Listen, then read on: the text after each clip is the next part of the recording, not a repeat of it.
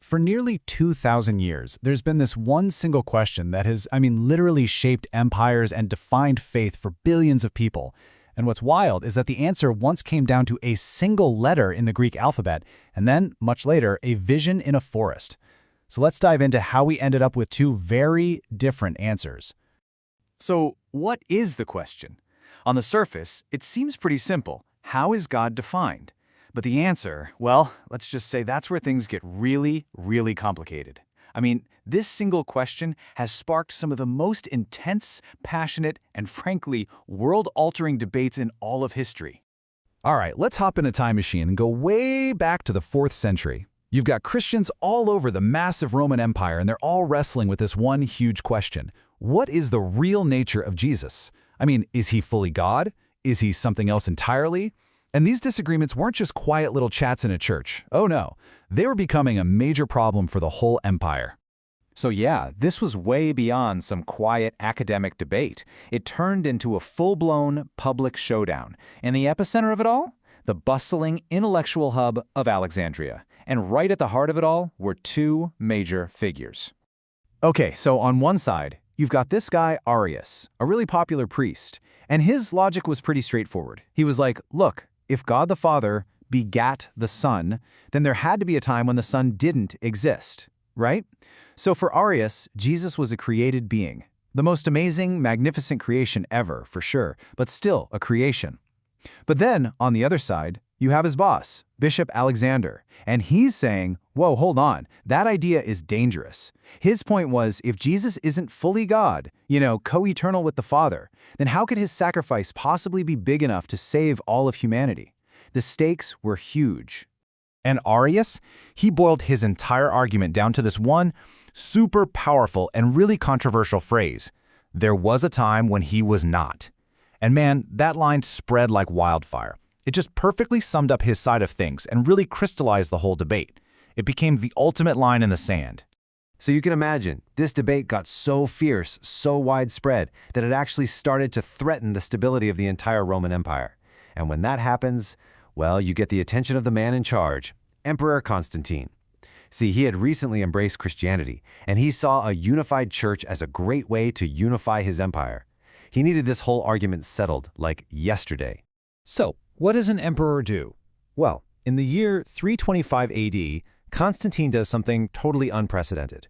He calls together bishops from all across the Christian world for this massive council in a city called Nicaea. And the goal was simple, really. Force a vote, end this debate once and for all, and create a single official doctrine that all of Christianity could follow. So, after all the shouting, all the arguments, all the travel, and all that imperial pressure, what did the future of Christian theology boil down to? You're not going to believe this. A single, tiny detail. Literally one letter in one Greek word. It is absolutely incredible to think that this whole massive conflict hinged on one letter. The Arians, they argued Jesus was homoousios, meaning of a similar substance to God. But their opponents, now led by a guy named Athanasius, they insisted he was homoousios, of the same substance. See the difference? That one tiny Greek letter, the iota, represented two completely different worlds, two totally different realities about the nature of God. So, in the end, who won the day? The Athanasian view. The council came up with what we now call the Nicene Creed, and its most important line made the final decision crystal clear. Jesus was begotten, not made, being of one substance with the Father. And with that, the official doctrine was set. Jesus wasn't a creation. He was and always had been co-eternally God. And for nearly 1,500 years, that was pretty much it. The Nicene Creed became the bedrock, the foundation of mainstream Christian belief. But then, fast forward to a completely different time, a completely different place, and a new and really radically different vision of God emerges. Okay, so we're making a huge leap forward now, all the way to 19th century America. The year is 1820, and there's a young man named Joseph Smith. He's really trying to figure out which of the many, many competing Christian churches of his day he should join. And that personal search led him to an experience that would, well, set the stage for a whole new religious movement. So according to Joseph Smith's own account, he goes to pray about this and he has a vision. But here's the thing. He didn't see a single unified substance like in the Creed. He reported seeing two distinct, completely separate individuals. He identified them as God the Father and his Son, Jesus Christ. Now you can immediately see how this experience presented a model of God that was, well, fundamentally different from the one hammered out at Nicaea. All right, so let's actually put these two visions right next to each other and compare. You've got one that was born from a huge council debate in the ancient Roman Empire, and the other from a personal vision in what was then rural New York. This new understanding eventually got written down in 1842 in what are known as the Articles of Faith. And the very first one just lays it out, simply and directly. It states a belief in three distinct beings, which, right away, lays a totally different theological foundation. And here's really where you can see the split. The Nicene Creed, it's all about that one divine substance, right? The Father and Son are co-eternal parts of this single unified being.